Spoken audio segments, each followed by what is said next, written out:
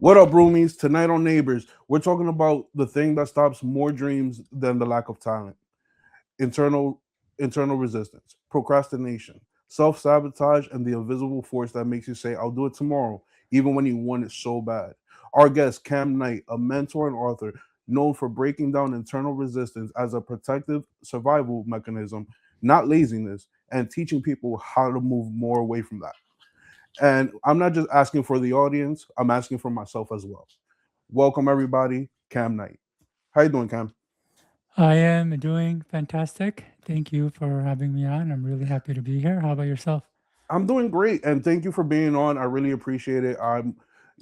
Once I learned about you, I dove a little bit more into what you do, and I think you're doing a great service to a lot of people. Yeah, thank you very much. I know this is a topic that resonates with a lot of people in a not so pleasant way because a lot of us want to do more, but somehow we find ourselves not being able to do it. So I'm happy to provide as much information as I can here. Thank you, and you're the best person for that. Cam. So when people meet you for the first time, what do you mean by internal resistance? Okay. So I'll kind of share a little bit of my story and then we'll get into what I mean. Yeah. Um, My name is Kam Knight. I'm a coach, international speaker, and author of a dozen books in the area of mental, physical, and emotional performance that have sold over 500,000 copies with over 10,000 rating on Amazon. And for as far back as I can remember, I've been a fairly driven individual. What I tell people is kind of hard not to be living in this culture and society with more or less everyone telling you to do more, be your best self, and reach for the stars. Yeah. And as a result, I've wanted to do more and have more in life. And although I've had my fair share of success, I always felt like I missed the mark, I fell short, or the success was more difficult and stressful than it needed to be. And I wondered why that was. Why is it if I want to do something, I know what to do, I know how to do it, and I have the motivation and desire to do it, but for one reason or another, I can't or don't do it? Yeah. Now, at the time, there weren't a lot of good answers I was coming across. The answer that kept coming up over and over was you need to have positive beliefs, or you need to have motivation and discipline. And I think these are part of the equation, but I think it's just a puzzle piece to a much bigger puzzle. And over the last 15 years, that question lingered in my mind. Every time I felt stuck, I wondered why. Why do I keep spinning my wheels? Why don't I just do this dang thing so I can get the result that I want? That's a And the fact. more, yeah, and the more books I read, coaching I did, and seminars I attended, the more I learned about the complexity of the human brain. And unknown to me, my brain, my unconscious, was processing all that information. And about 5 to 6 years ago, I had this epiphany or aha moment where I was like, oh my gosh, there's a part of our brain designed to hold us back. There's a part of our mind built to keep us from growing and making progress. And I call this part resistance. And it's this brick wall that we hit anytime that we want to do something, but we can't, no matter how much we want to do it. So that's more or less what I mean by resistance. And I think many people can understand it's more or less having a desire for something and not being able to do it or go after it. Now I feel you on that because I see a lot of that in not only in the people that are around me, but also in myself as well. Yeah. Um, it's not laziness, and it's not like people don't have the talent. So, what is it exactly that causes people to like procrastinate on certain things? Yeah. So I like to start off by helping people understand the dynamic of wants and resistance. And then once they understand that, then the answer becomes actually really easy. So the part of the brain that creates wants works independent of the part that allows us to act on the want. This is really important, so I'll say it again. The part of the brain that creates desires works separate from the part that actually allows us to act on the desire. So we have one part of the mind creating wants, and in many ways, it's creating endless wants one after another. It doesn't check to see if a want is achievable, fulfilling, or worth doing. It simply creates wants. That's its only purpose. Its purpose was never to evaluate the want. And this is why a lot of times people can have all these different wants and desires pulling them in all sorts of directions, because a wanting mechanism isn't checking to see if the want that it's creating conflicts with another want, or if they have the time for the want, or even more, if this want is safe or worth doing. It's just producing wants. Yeah. Then we have this other part of the brain, which I call resistance. And this is a part that checks to see if we have the time, the energy, and resources. And what's really important to understand here is that it's possible for the brain to both create a desire for something and keep us from going after it. Which is why when a person does have this tug of war where they want to do this thing but they can't, it's because of this dynamic that's playing out. Now, when this part of the brain, resistance, evaluates the want to see if it's worth doing, it evaluates it by going through a checklist of criterias. And if the desire is not in line with any of the criterias, it will prevent action. So, a great way to think about this, a good analogy for this, is standing before a panel of judges or board of directors. Every decision or desire that comes up must go through them. If even one of the members is against the idea, it will not pass. So it doesn't matter how much motivation a person has, how much desire they have. What matters is understanding these two parts, why they're there, how they work. Because if a person doesn't understand these things, is usually the reason they're facing struggles or challenges in their life. I feel that. Mm, yeah. Now, what are these criteria? The natural question comes up. Well, some of them are things that we've already heard in personal development, like limiting beliefs or not having the right habits or moving out of our comfort zone. Meaning, if we want to do something and we don't believe that it's possible to do or that it'll be successful, then of course resistance is going to stop us from doing it. Now, what's interesting is we can believe something is possible to do and even see others doing it. But if we have a deep down belief that it's not possible for us, then resistance will stop us as well. And this is a more challenging belief because the ones that are deep down, we're not even aware of it. We don't even know that there's a part of our mind that doesn't feel possible or deserving to have this thing. And that part will create challenges. Or if we're trying to do something that goes out of our comfort zone, again, resistance will come up and block it. And again, these are some of the more commonly known reasons, but they go pretty deep. They go into things like core needs, into self image, identity, inner child work, and even things like authority issues. And I'll quickly go over authority issues because I Yeah. think this is a cause of resistance that a lot of people experience. So, authority issues relate to our unconsciously held attitudes toward authority figures such as parents, principals, priests, police officers, and even personal development coaches and experts like ourselves. And so, what happens is if a person grows up in an environment where they're constantly being told what to do and how to do it, and what not to do and how not to do it, whether it's with parents and teachers and principals, at a certain point, the brain gets fed up and doesn't want to listen to or do anything that it's told. Now, what's interesting is even when we grow up and want to do those things, the authority issue response will kick in and keep us from doing it. Even though our authority issues got kicked in from years ago by people we may not even talk to. Meaning, if someone has authority issues, to this day, in this very moment, they may be resistive to being on time because someone was always on their case about being timely. They may be resistive to diet and exercise because an overbearing mother and father wanted it so badly for them. Or the opposite may be happening. They may have been told not to watch so much television or eat so much junk food, and now they binge like it's going out of style. Yeah. Or they still drink, smoke, and get high to give the big FU to all the people who said it's bad for you. So, like I said, the criterias are pretty complex, and some of it is talked about, but there's a lot of it that's not, which makes this challenging because, as you said at the start of this podcast, when a person does want to do something and they're not able to do it, the natural reaction they have is they think that they're not good enough, they don't have what it takes, they don't have the motivation and discipline, or that the universe is conspiring against them. The reality is, it's actually none of these things. There's some part of their mind that's holding them back, and there's a deeper reason that they likely haven't uncovered. Hope No, that made sense. no, that made perfect sense, and I completely feel you on that. So when we're talking about alignment with the criteria, right, Yeah. and how we have this panel of judges that basically kind of like gatekeeps the things that we want to do.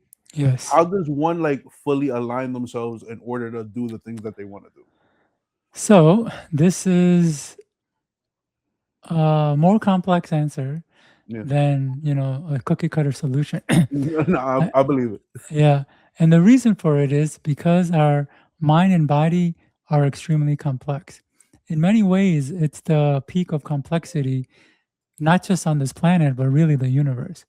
And Yeah. because it's so complex, there are a lot of causes of resistance. And unfortunately, a lot of them aren't difficult to pinpoint and or aren't easy to pinpoint so easily, which means that for some people it requires doing more work, seeing different coaches and reading different books and really understanding different facets of the mind and what could be holding them back. And I know that's not the answer somebody wants to hear, but I don't like to pump people with motivation and inspiration saying you can do anything, because that's not what's going to give results. And No, and no, what's of more course, challenging, because yeah, go ahead. no, of course, because everybody's different and everybody has a different experience in life, so they have different safeguards. Yeah, exactly.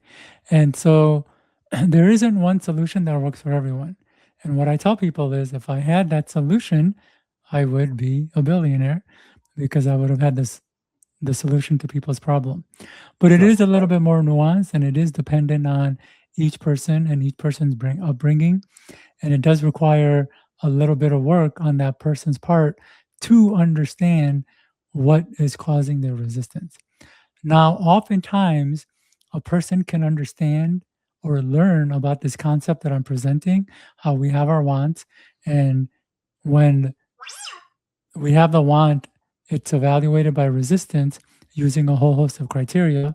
And if resistance, if one of the criteria are not in line, it will prevent action. It can give them some relief knowing that there isn't something wrong with them and that there's likely a solution. Or sometimes we don't necessarily even need a specific solution, because if we could just understand this dynamic, we'll know that, hey, anytime I want to do something, there's a part of my own self that's going to hold me back. And if I do get to a point where I am feeling a pushback or feeling a struggle, I don't have to fall into victim or give up, because I know that this is just the way things are. And it and just this understanding can give us enough, what's call it, understanding to push forward. Now, one thing that's really important about this concept is we have our wants, we have resistance, and we have the tricks of resistance. What I mean by that is when resistance stops us from doing something, it doesn't tell us it's stopping us, which is why oftentimes when we can't do what we want to do, we naturally assume that there's something wrong with us, or that we're lazy, or that we don't like the discipline. And not only does it not tell us that it's stopping us, but it doesn't give us a reason. Oftentimes, the resistance manifests with tricks. So, resistance has all sorts of tricks up its sleeve to keep us from doing things and making progress. And I'll give you some examples of what I mean by the tricks. Yeah. Meaning, if a person wants to do something and resistance says you can't do it, one of the tricks that will come up is that person will fall into a heightened sense of planning. They'll figure out all the of what to do, how to do it, the right way to do it. And as they spend all that time on planning, they're actually not spending any time on doing the thing. So they're not getting results, and resistance wins because we're not doing the thing. Or a person can fall into a heightened sense of perfectionism where they want to dot all their I's, cross all their T's, and make sure it's as perfect as possible. And all that time we spend on perfecting something is time we're not putting into putting it out there. Yeah. And so resistance wins again. And these are just a couple examples of tricks of resistance. They actually go quite deep. And that's really one of the important things for a person to understand when they're facing resistance is they might not know the cause of resistance, but they can be aware of the tricks that might be showing up.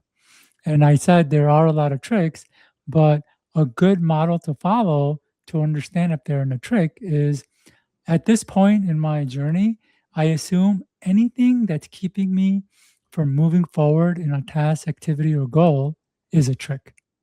So if I'm struggling or if I'm getting distracted or if I'm not working on the thing that I'm wanting to work on, doing the exact activity that's actually going to get results, then somehow my brain is playing some tricks on me that is keeping me from having the progress that I am seeking.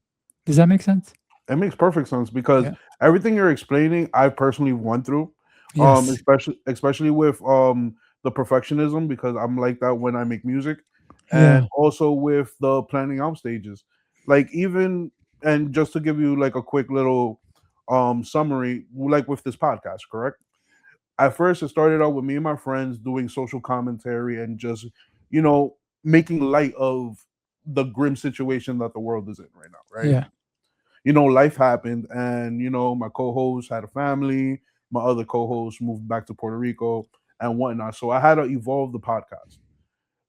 Me personally, me reaching out to people and me like, hey, listen, do you want to come on the podcast? That was extremely hard for me, and I had a lot of resistance there. Yeah. And it took me a while to like, I don't want to say gear up, but like, basically put myself in the pace Yeah. to actually ask, people that I don't know or I'm not connected to actually come on and speak with me. Yeah. Yeah. And I suspect because it took you a lot of inner push to do it, you were procrastinating on it. Yeah, I Yeah. was procrastinating for a little bit of time. Yes. Yeah. And you were probably filling that time with either busy work, like you said, over planning, perfectionism. Yeah. And there's other ways the tricks manifest. Sometimes it can just manifest from watching more television, scrolling through social media longer, playing video games, even going out and drinking and things like that. Because when we're doing these things, we know we actually should be doing something else, but we This is can't true. pull it. We can't pull ourselves away from those things because resistance is having us hooked on these distractive behavior that actually isn't moving the needle forward. And again, these tricks can go deep. I mean, I'll give another example just so a person Yeah. understands what I mean. Have you ever wanted to do something or someone gave you an advice or suggestion and you're like, nah, I don't need that. I got this. And or you Yeah. felt in other ways too good? Well, Yeah. that's another trick because as long as you feel too good for the advice, you don't take it. And as long as you don't take it, you don't get the result. And this isn't even that obvious that our brain is playing a trick on us. And another trick could be criticism, meaning a lot of times when we criticize, not a lot of times, but when we criticize, it usually means we want the thing. We don't usually criticize things we don't want. And we criticize it because resistance puts a really quick barrier on it. So let's just give an example. Let's say a person sees an author, a successful author, and they might criticize that person saying, oh, that person's so shallow, or he wasted so much of his life reading that book. Yeah. As soon as their mind says that, it puts this barrier on their desire like, oh, I wanted to be an author, but people who do that are shallow or they waste their life doing something they shouldn't. And now we're not doing it. And since we're not doing it, the tricks of resistance wins. So I really encourage people to always pay attention when they're criticizing. And because on the surface, it may not seem like they want the thing, but really they do want it. And their brain feels like either they don't deserve it, It's too afraid to go after it, so it criticizes it to create an immediate wall where we don't even think about it anymore.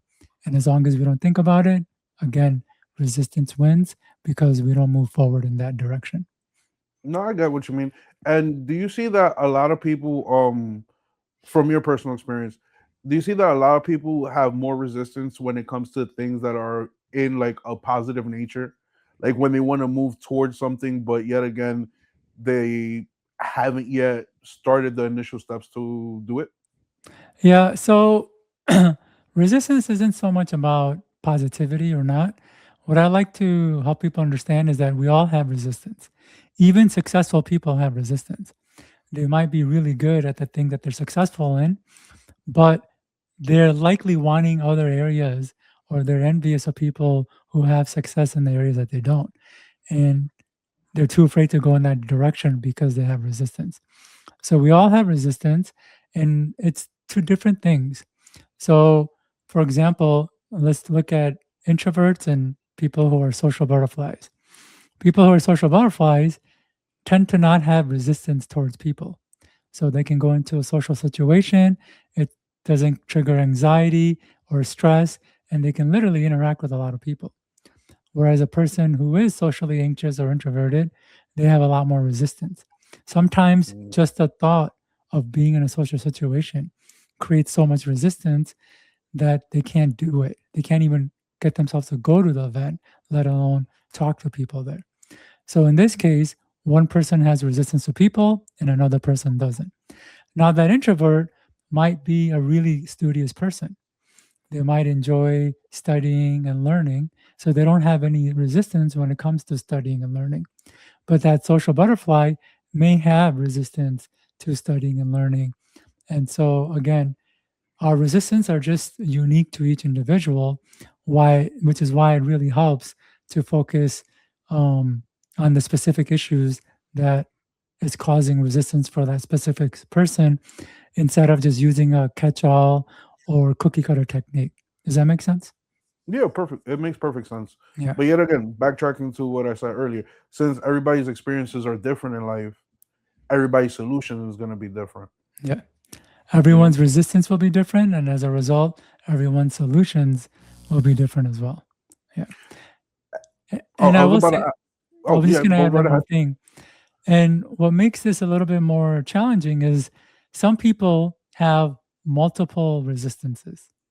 So, have you ever seen someone use a tip or technique and then they started getting massive results? And then you use that tip and technique, but you didn't get as big a result or at all? Yes. Yeah, I've had that experience a lot of times. One is because that tip and technique was working on their specific resistance. Our resistance might have been different. So when we used it, it didn't give us the results that we wanted. Or even if we had the same resistance as that other person, we may have had other layers of resistance underneath. So yes, that tip or technique worked, but then now we needed to work on another area of resistance and something else to really break through and get the results. So that's also one of the challenges of it is some people just naturally have more resistance and some people have less. And it kind of sucks because when we look at the people who have less resistance, it almost seems like it's magic for them. Like they're just able Yeah. to do things so easily or that they have some special gift or talent. And what I like to say is that it's not that they have something, it's that they don't have something. It's that they don't have as many resistance as we do, which is why they can think about doing something and be in action in doing it. I get what you mean. And you also stated that resistance is sort of like a survival mechanism, correct? In some ways, we can look at it as a defense mechanism, but sometimes it's not even about the defenses. It could be related to a lot of different things like authority issues. I describe Yeah. authority issues. That's not really a defense mechanism response, is that we get upset at people who tell us what to do. And oftentimes we hurt and damage ourselves and our lives with the choices we make in an effort to make the authorities in our lives to upset them. No, I So, got what huh? I said. I got what you mean. Yeah. So It is in a lot of ways defense, but a lot of times it really isn't. It just Can go ahead. no, I was about to ask, can resistance also come from like trauma? Most often it's trauma. Mm. So the reason everyone's resistance is different is because everyone's experience growing up is different. And a lot of it is because they experience different trauma. Now, I do want to say that trauma can seem like something really severe happening, but trauma doesn't always have to be something bad. It's just how severely your brain took it. So one person can respond to a really severe event lightly, and another person can respond to a light event severely. So even though the event was light, it was traumatic for them, and it can create challenges, including resistance in their lives. Where another person could have had a lot of series of severe events, but because their brain didn't take it as traumatic, it's not creating as much resistance for them in the things that they want to do. I get what you mean. Yeah, does And that make sense? it makes perfect sense Yeah, because yet again, just like going back to it all is all what I'm really getting is that when it comes to resistance, and everybody's resistance is different as we just explained. yeah, It all depends on experience and how you've had your walk of life. You know what I yeah, mean? And yeah, I also feel that with resistance is also a fear of change.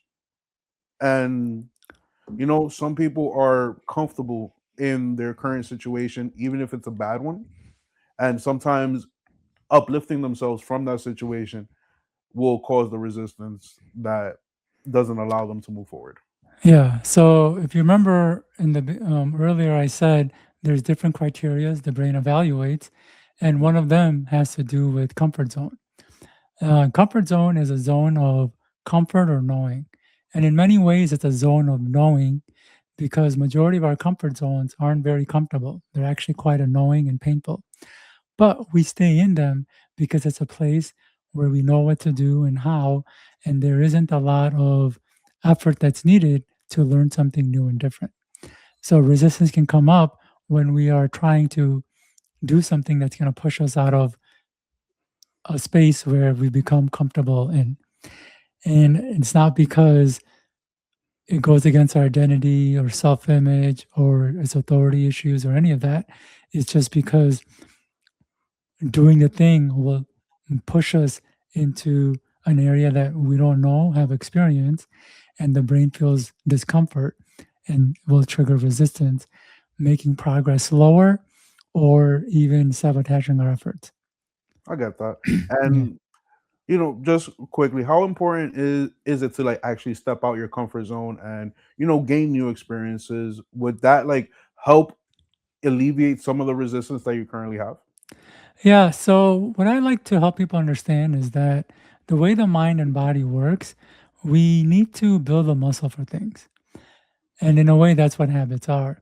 Anytime we start doing something new or something we haven't done, it's annoying, it's awkward, it's painful, Yeah, and it creates enough pain that that in of itself will create resistance.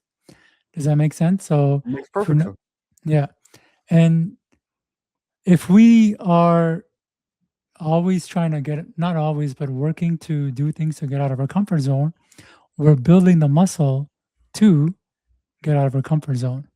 And when we come up at a point where we need to go out of our comfort zone, or we're choosing a goal that is gonna require getting out of our comfort zone, it'll become easier because we built the muscle for it.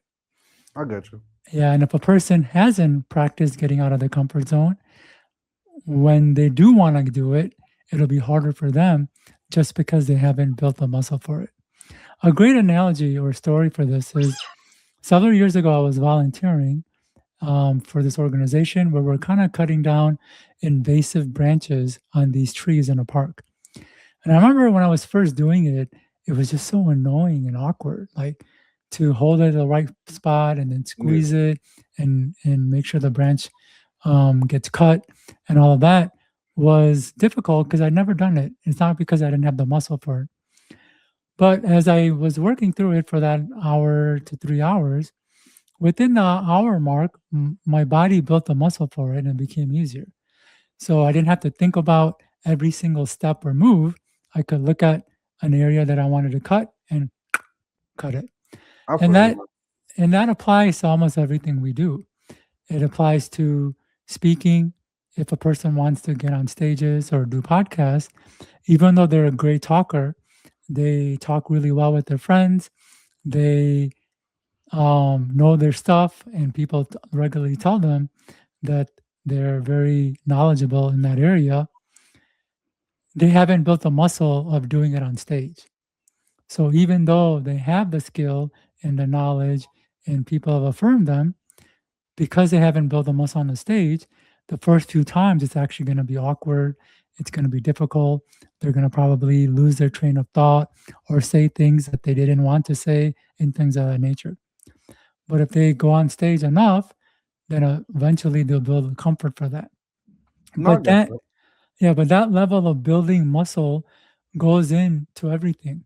So a lot of times, people who have resistance is because they never built the muscle for starting things.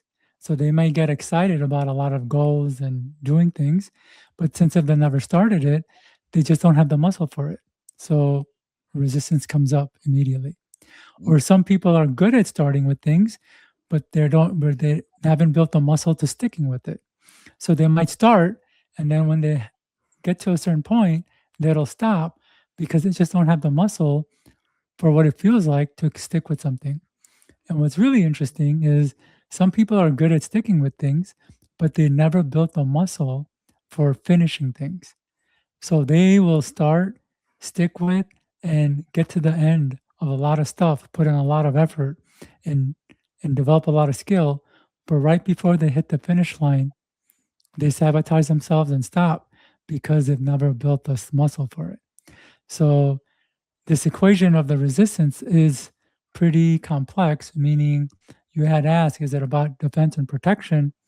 Part of it is yes, but part of it is these little nuanced things of either having the muscle for things, authority issues, and other reasons that we don't have too much time to go into. I got you. I got you. Yeah. And Cam, just because we're short on time, let the roomies know where they could find your material at and where they could find you at. Yeah. So for anyone who's made it this far into the podcast, I've got 3 free gifts for them. The first is Hello. called prompt engineering for your mind. So the brain was the original ChatGPT. And just like ChatGPT, we can prompt our brain to give us answers and solutions. But unlike ChatGPT, we can prompt our brain to have us even take action on those answers and solutions. And so that's the first guide. The second guide is build skills and habits in your sleep. If we can work on programming our unconscious mind to take the actions and behaviors that we desire, it becomes much easier to do it and we experience less resistance in doing it. And a person can learn how to do that with the second guide. And the third guide is a deeper dive into this topic on internal resistance. They'll learn some of the other ways our own wants can get in the way of what we want to do and other causes of resistance that more beyond what we talked about here, and some more tricks of resistance that come into play. And they can get all 3 of those on my website at kamknight.com. And if anybody wants to do any one-on-one work with me, I have spent the last 20 years traveling to over 100 countries to develop a method that helps people quickly go into their unconscious and work through their resistance. I It's got a you. much more direct and quick way to do it, and it's one-on-one work with me. And if anyone's interested in that, they can email me at coach@kamknight.com. All right. And roomies, we will be putting all his links down in the descriptions. So make sure to check Cam out. Cam, you're the man. And I ask all the guests before we sign off. Do you have any final thoughts or advice for the roomies? I do. And it's to understand that desire does not lead to action. Just because we want to do something doesn't mean we'll take the necessary steps to do it. And that's because of resistance. And oftentimes, a lot of times, people will have a want for something, and that want will trigger these really euphoric feelings like, yes, I can do it. This time it's going to work. But as soon as those feelings fade, we hit up against resistance, and our progress is either slow or non existent. Yeah. But if a person can understand and have the expectation that just because they have a desire doesn't mean that their own mind, that their own self will allow them to go after it, they can be more prepared for challenges when they come up. They won't get derailed because they just know, oh, yeah, I was expecting the resistance to come. And they don't go into victim and drama like the world isn't working in my favor or I can't do anything right. They just know this is a part of the way how the human body works, and they can take action to weave around the resistance. So that would be the last parting thought. Desire does not lead to action. And roomies, remember, just if you want it, go get it. Even though you're feeling a little, resistant to it, sometimes you just gotta push through. And if you can't push through, holla at my man Knight, or my man Cam right here, and Coach, he'll definitely help you out, and he'll help you through those troubling times, and he'll make sure that he could get you less resistant to yourself. yeah, And with that being coach said, at kamknight.com. yep. Yeah. So like I said, everything's gonna be in the description. And with that being said, roomies, peace out.